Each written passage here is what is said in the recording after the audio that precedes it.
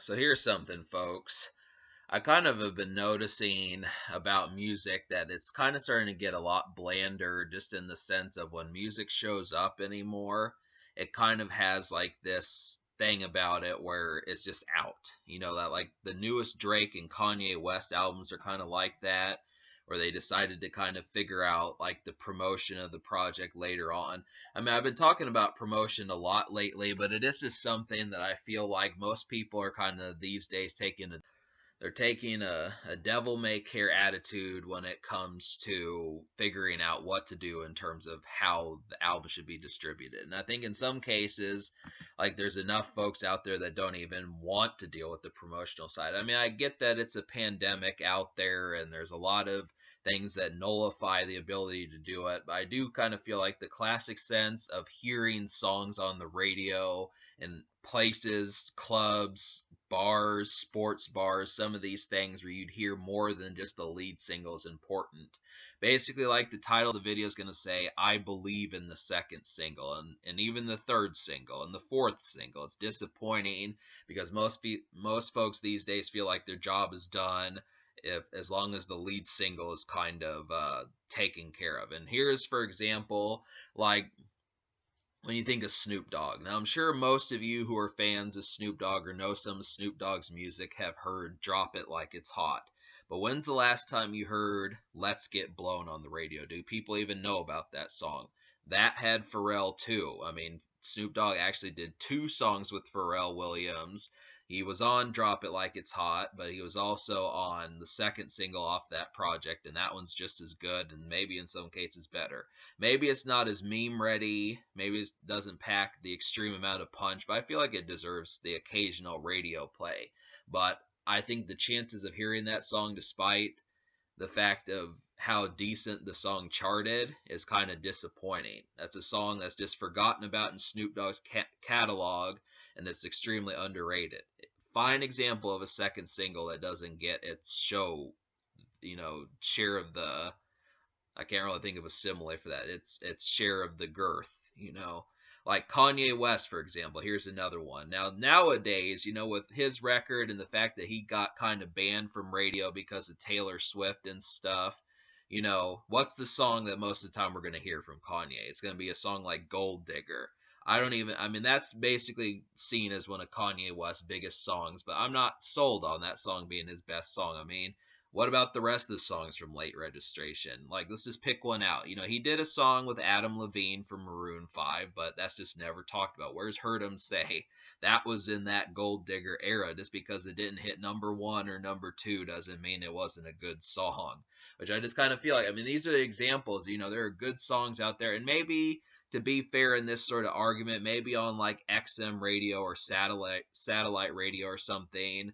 But even then, I don't know if you would actually hear Heard 'Em Say on Shave 45. I wonder. I wonder some of the radio stations, like, certain radio stations, if they're playing hit records from 2003 and 1998, 2007 and 2013, because now the 2000s is in its third decade, the 21st century. The 21st century is in its third decade, and there's plenty of rap records to go around. So obviously, you're going to hear Gold Digger, but I don't know if you're going to hear some of the other singles. And I credit it just to the fact that I feel like and I credit it to the fact that the DJs are seemingly starting to become a lot more lazy, and they just don't care to remember. Like, it just feels like the social side of things is just becoming too much more apparent, or it's more about like, you know, it it's more about like clinking shot glasses with people and having like a 10 or 15-minute conversation with someone, more so than actually having the hit records. That's just what it seems like. I mean, I don't know. When you go out, when you go to these sorts of places where DJs are actually necessary or where radio is necessary, it would seem like being able to have the hits starting. It just feels like the concept of like some sort of festivity is kind of very much downplayed these days, where it's just more of like a health by health basis, where you're not going to hear songs like you would have back in the day, like Drive Slow or Let's Get Blown or Signs or some of these hit records that kind of take the step further. I mean, I like lead singles in a lot of cases, but I feel like the composition behind them really gets very stale. So that's the thing, because everyone knows like certain records, like everyone knows the real Slim Shady, but The Way I Am is pretty good also. And it's the same thing with Stan. You're not going to hear Stan on the radio. You're going to hear the song that is like the main staple. And I feel like that concept, it makes things more interesting, and it probably would wind up making things a lot more money if that was, the composition behind that was that much better. But, just to come up with a couple more records to prove my point, look at Berzerk from Eminem. Now, obviously, the record that most of the time gets the airplay is The Monster with Rihanna from the Marshall Mathers LP2. But what about Berzerk? That charted extremely high. Never hear that song. I don't know where that song went. It's one of those records that's just forgotten about and swept underneath the rug. It's as if it doesn't exist. What happened to Berzerk, and why don't we hear it? Why is that such a There's certain songs that have come out by musicians and are just complete mysteries. And maybe I'll make a video about that one day in terms of just like hearing stuff. Like you always hear like Gin and Juice on the radio, but what about like Lay Low by Snoop Dogg or something like that? Those type records. Like I said, Let's Get Blown. That's a record that just is never played.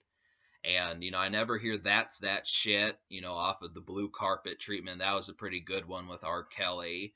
I never hear Dr. Dre's Let Me Ride. I never hear, just some of those records. I mean, that's just kind of the composition behind it. But, one other record that I feel like this concept is really kind of starting to happen is the When I Was Your Man by Bruno Mars. Now, this song hit #1, but where is it? That's kind of the thing. You hear these records, and it kind of happens to be like the same template over and over and over again. You'll hear Locked Out of Heaven. You might hear Uptown Funk, but, Bruno Mars has a number of #1 hits to his name. Where is Grenade? Haven't heard Grenade in a long time. Where is When I Was Your Man? Some of those records. I mean, When I Was Your Man, second single off of Bruno Mars's album.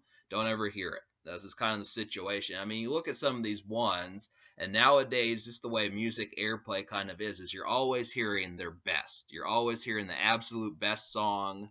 You're always hearing the absolute best song as opposed to like the more intricate cuts. And I feel like, well, why are things in the composition of that? I mean, and I would have to say, to me, it even feels like it's trying to be passed aside as if that's not important or something. But I don't know. I mean, there used to be like a time period where you could look something up and come to expect from it as if that was a resource. But it just feels like, and even in the sense, I mean, back in the day when I used to sip a few beers and stuff, it would be pretty interesting just out of the blue hearing a song like, I'm trying to think of a record that I vibe with that was a single. I mean, most of the time they save that for the album cuts, but just hearing like, hearing like Crack a Bottle by Eminem or something like that. This is an overall feel good record, or Blame It on the Alcohol by Jamie Foxx. Some of those records, they're just more awkward and less kind of seen in the format. It just feels like I was saying at the beginning of the video, this more healthy induced kind of vibes about it.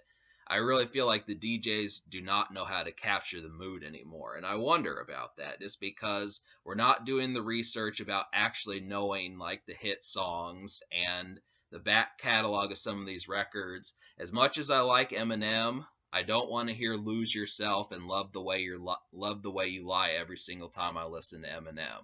And that's kind of the thing. It's the same thing with Snoop Dogg. I don't just want to hear Gin and Juice and Drop It Like It's Hot as if those are the only two songs by Snoop Dogg. And that's kind of the categorical kind of thing. I wish that, and I don't mean wish like I mean in the sense that it would be a lot more appealing if some of these people had like the context to be able to figure out what makes things tick. Maybe that's the point, is it's about the emphasis of things besides the music, but I feel like it's another thing that's kind of killing off the righteousness of music out there, because the research behind some of this stuff is as if these people don't know, or more importantly, don't even care about songs that are actually jive starters and can get things going a bit better. But that's just kind of the thing.